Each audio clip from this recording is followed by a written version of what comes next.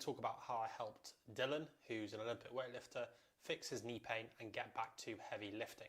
So for a bit of context, Dylan came to me initially with knee pain that prevented him from doing any form of bodyweight squat without any pain. And we got him back to doing his snatches, his clean jerks, his front squat and his back squats under a lot of weight, pain-free. So I'm going to take you through the exact process we used and the exact step-by-step framework. Starting point, as I mentioned, he couldn't do a bodyweight squat pain-free. He had poor hip and foot mobility, and obviously, as a lot of you will know, if you were dealing with knee pain, you're scared of bending your knee because it's painful. Makes sense. So the first thing we did was isometrics. An isometric exercise is just an exercise where you're holding a position for a long period of time. You're not actively moving the joint. The goal here is to reduce pain, get your quads and hamstrings working hard in the case of knee pain, and then also to improve blood flow to the area, retrain your brain, and then that will almost help desensitize the knee or the tendon that's irritated and therefore reduce pain as well. So the first isometric we used with Dylan, 3 times a week, foam roller bridge. Set up in this position, lying on his back, feet flat on the foam roller. I'll just turn the volume off here. Perfect. And I'll just pause it there. So gentle tuck of his pelvis, so his lower back's flat into the floor. Then he lifted his hips about half a centimetre off the floor. He kept his heels nice and high on the foam roller, and he simply held this position. His calves are working really hard. You can see them popping out there, and his hamstrings are working really hard as well. He did 3 to 4 sets of a 45 to 60 second hold.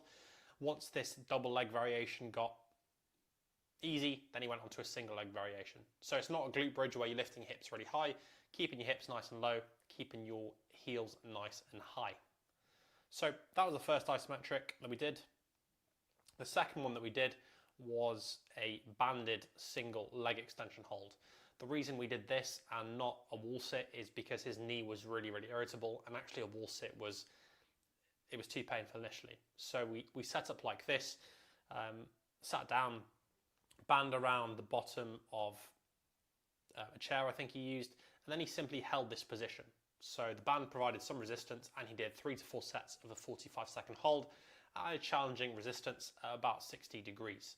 Then once this was comfortable, then we actually progressed into a wall sit where he started off nice and high on the wall with a small amount of knee bend, and then as he got more comfortable, as he got stronger, he moved down the wall. Again on this, once we'd done the single leg extension hold, we went on to this wall sit, and it was the same sets and reps. 3 to 4 sets of a 45 second hold.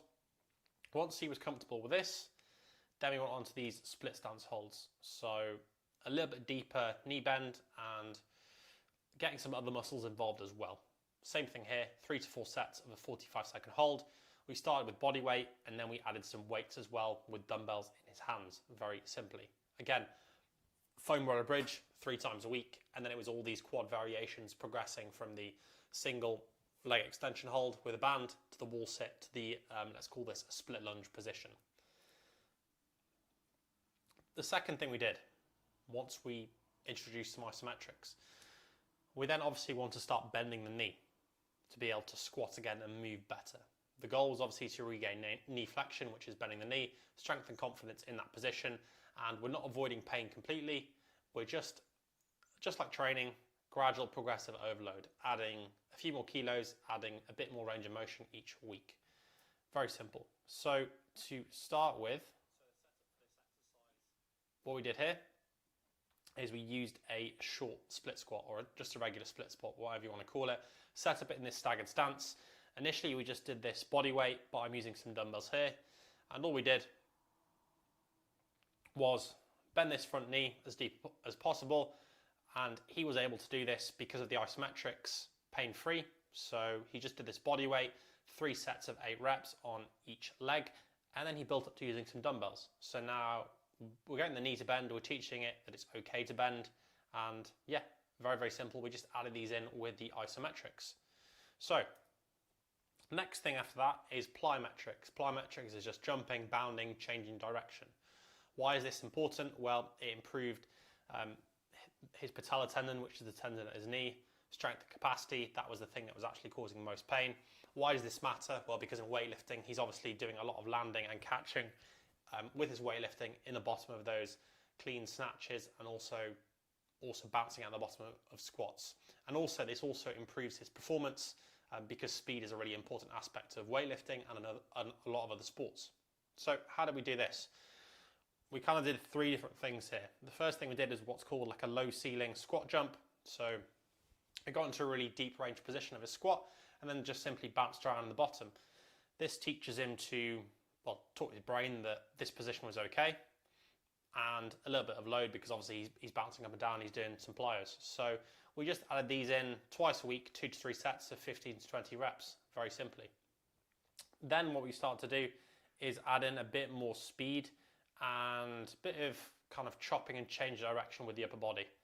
So all he's doing here is almost just getting into a split lunge position for his jerk in weightlifting and just using the med ball to go the opposite way. This is just teaching his knee to handle kind of unpredictable, let's say not unpredictable because obviously he knows he's going there, but more kind of random loads. Then from there we went into some kind of more traditional plyos, so these are just some hot bounds on the spots, being nice and stiff, getting good rhythm, good timing, and putting some more force through the knee with that speed element. Again, all of these were 2 to 3 times a week for a variety of rep ranges. It doesn't really matter on the rep ranges initially. So isometrics, then bending the knee, then plyometrics. And the final thing we did alongside the plyometrics in combination was testing his sport capacity. So in weightlifting, he needed to be able to do snatching, clean jerks, back squats, and front squats. So the goal here was to build his confidence and his capacity with barbell movements. So what we did start with was some power variations. And if you don't know what these are in weightlifting, these are essentially variations of the snatch and clean jerk where we're not bending the knee as much. So it's like a gradual progression. So you can see here he's doing a power snatch, so he's not going all the way to the bottom of a squat, he's just going halfway. We did some power snatches, power cleans first, and then we started to add the full variations. Another thing we did here is starting to add some overhead variations where we're bending the knee, so some split jerks from these blocks. Sorry, not split jerks, push jerk. So he's just bending the knee a little bit and getting used to getting under that barbell, getting used to doing the movements that he's going to do in his sport. So preparing himself there. Then alongside this, we also just started to retrain his pulls and just basically some variations of the deadlift, just specific for weightlifting. So here we had a snatch pull, we did some clean pulls, and all these were just added into his normal training once I kind of gave him the go-ahead with the plyometrics and the other strength stuff. So all very, very simple, nothing complex. Big focus here that I've talked about in this video, obviously on strength. This isn't everything we did with Dylan, but it was kind of the majority of the strength work we did and the speed work with the plyometrics. Hopefully that was useful. Any questions, let me know. If you want a 10-day knee pain blueprint that you can do some self-tests on your mobility, your strength, and you actually understand how to fix your knee pain, just check out one of the links down below. And if you want to work with me, also just check out one of the links down below.